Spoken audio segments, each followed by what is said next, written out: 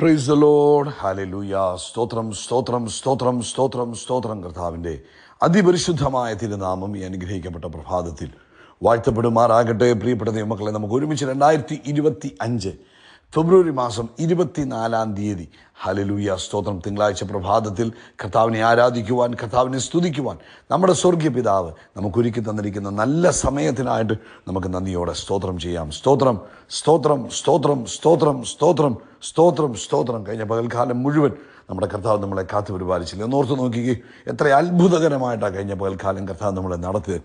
നമ്മുടെ യാത്രകളിൽ കൂടെ ഇരുന്നു, ദൂതന്മാരെ നമുക്ക് ചുറ്റും കൽപ്പിച്ചാക്കി, അനർത്ഥങ്ങൾ ഉണ്ടാകാൻ അനുവദിക്കാതെ കർത്താവ് സൂക്ഷിച്ചു. തൻ്റെ ചിറക് വിടർത്തി നമ്മളെ ഒളിപ്പിച്ചു വെച്ചു. ദുഷ്ടനാകുന്നവൻ നമ്മളെ കാണുവാൻ അനുവദിക്കാതെ തൻ്റെ ചിറകിൻ്റെ മറവിൽ കഴിഞ്ഞ പകൽക്കാലം മറച്ചു പിടിച്ച കർത്താവിന് ആ കാര്യങ്ങളെ ഉയർത്തിയിട്ടൊന്ന് സ്തോത്രം പറഞ്ഞേ. ഹല്ലേലൂയ.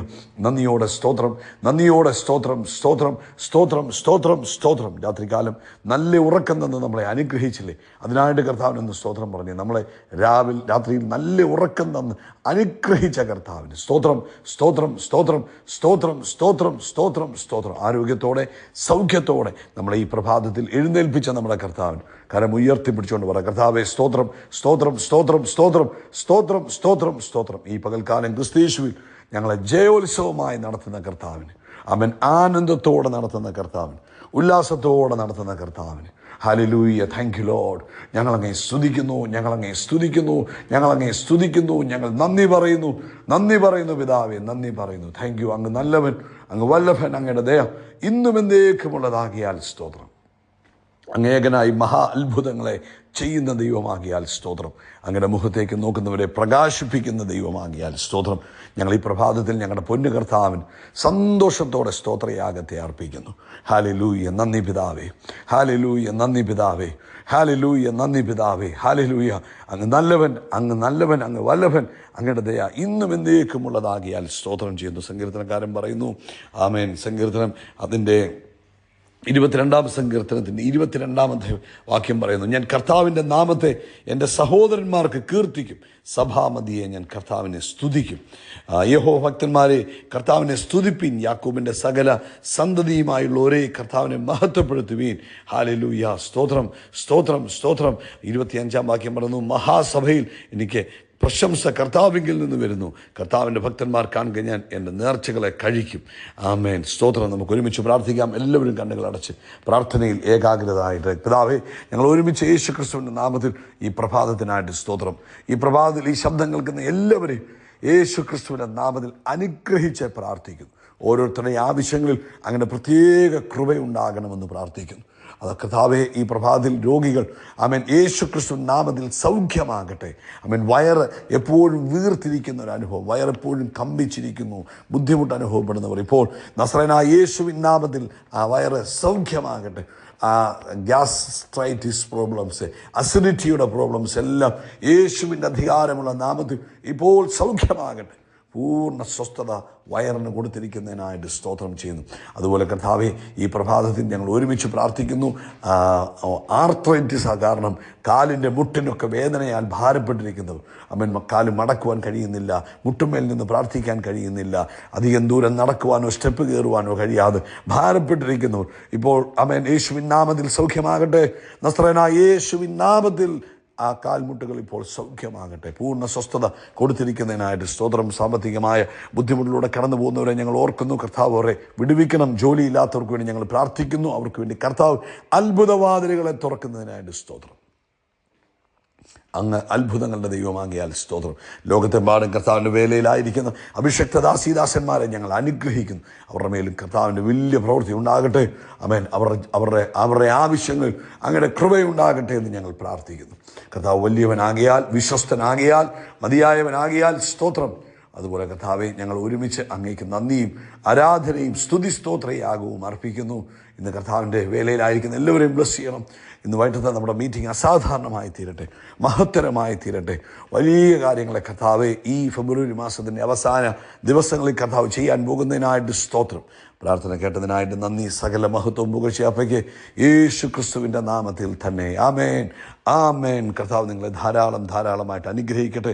വലിയ ദൈവകൃപ നിങ്ങളുടെയൊക്കെ ജീവിതത്തിൽ കർത്താവ് പകരട്ടെ എന്ന് പ്രാർത്ഥിക്കുന്നു. ഇന്ന് പ്രഭാതത്തിൽ ഓർപ്പിക്കുവാനുള്ളത്, കർത്താവ് അനുവദിച്ചാൽ ഇന്ന് രാത്രി ഇന്ത്യൻ സമയം 9:30 നമ്മുടെ സ്പെഷ്യൽ മീറ്റിംഗ് ഉണ്ടാകും.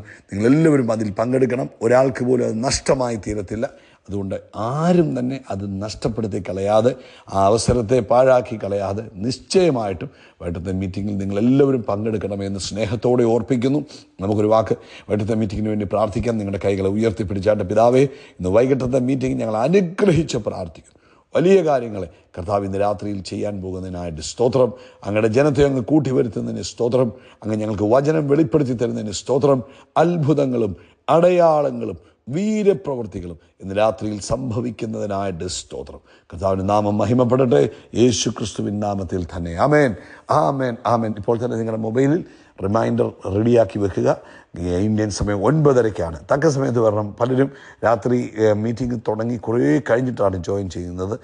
സാഹചര്യമുണ്ടെങ്കിൽ ആരംഭം മുതൽ തന്നെ പങ്കെടുക്കുക. അത് നിങ്ങളുടെ ജീവിതത്തിൽ അനുഗ്രഹമായി തീരും. കർത്താവ് ധാരാളമായിട്ട് അനുഗ്രഹിക്കട്ടെ. 1 കൊരിന്ത്യർ ലേഖനം 1-ാം അധ്യായം അതിൻ്റെ 27-ാമത്തെ വാക്യം ഇങ്ങനെ പറയുന്നത്: ജ്ഞാനികളെ ലജ്ജിപ്പിപ്പാൻ ദൈവം ലോകത്തിൽ ഭോഷത്വമായത് തിരഞ്ഞെടുത്തു. ബലമുള്ളതിനെ ലജ്ജിപ്പിപ്പാൻ ദൈവം ലോകത്തിൽ ബലഹീനമായതിനെ തിരഞ്ഞെടുത്തു. ഉള്ളതിനെ ഇല്ലായ്മയാക്കുവാൻ ദൈവം ലോകത്തിൽ കുലഹീനവും നികൃഷ്ടവുമായതും ഏതുമില്ലാത്തതും തിരഞ്ഞെടുത്തു. ആമേൻ. നമ്മുടെ കർത്താവിൻ്റെ തിരഞ്ഞെടുപ്പിനെ കുറിച്ചാണ് ഈ പറയുന്നത്. ഈ പ്രഭാതത്തിൽ കർത്താവ് തിരഞ്ഞെടുക്കുന്നത് ക്വാളിഫൈഡ് ആയിട്ടുള്ള ആളുകളെ അല്ല, ആമേൻ, യോഗ്യതയുള്ളവരെയല്ല കർത്താവ് തിരഞ്ഞെടുക്കുന്നത്. കർത്താവ് തിരഞ്ഞെടുക്കുന്നത് ബലഹീന പാത്രങ്ങളെയാണ് തിരഞ്ഞെടുക്കുന്നത്. കാരണം അതിൻ്റെ അടുത്ത വാക്യത്തിൽ പറഞ്ഞു, ഒരു ജഡവും പ്രശംസിക്കാതിരിക്കുവാൻ, അല്ലെങ്കിൽ എനിക്ക് കഴിവുള്ളത് കൊണ്ട് കർത്താവ് എന്നെ തിരഞ്ഞെടുത്തു, എനിക്ക് യോഗ്യതയുള്ളത് കൊണ്ടാണ് കർത്താവ് എന്നെ തിരഞ്ഞെടുത്തത് എന്ന് പറയാതിരിക്കുവാൻ വേണ്ടി യോഗ്യതയില്ലാത്തതിനെ, കഴിവില്ലാത്തതിനെയാണ് കർത്താവ് എപ്പോഴും തിരഞ്ഞെടുക്കുന്നത്. ഇന്ന് പ്രഭാതത്തിൽ ശ്രദ്ധിച്ചാട്ടെ. ആമേൻ. നമുക്കറിയാം, ആമേൻ, മോശയെ തിരഞ്ഞെടുക്കുമ്പോൾ മോശ എന്തുമായിരുന്നു? മോശ ഒരു എബ്രായനെ കൊന്നവനായിരുന്നു. ആ മോശയെ ദൈവം തിരഞ്ഞെടുത്തിട്ട് എന്താക്കി മാറ്റി? ഡെലിവററാക്കി മാറ്റി, വിടുവിക്കുന്നവനാക്കി മോശയെ മാറ്റി. ദാവീദ് വ്യഭിചാരം ചെയ്തവനായിരുന്നു. എന്നാൽ ദാവീദിനെ തിരഞ്ഞെടുത്തിട്ട് ദാവീദിനെ എന്താക്കി മാറ്റി? രാജാവാക്കി മാറ്റി. ആമേൻ. അപ്പോസ്തലനായ പൗലോസിനെ നമ്മൾ നോക്കുമ്പോൾ സഭയെ ഉപദ്രവിച്ച് നടന്നവനായിരുന്നു. എന്നിട്ട് അപ്പോസ്തലനെ എന്താക്കി മാറ്റി? സഭയുടെ അപ്പോസ്തലനാക്കി കർത്താവ് മാറ്റി.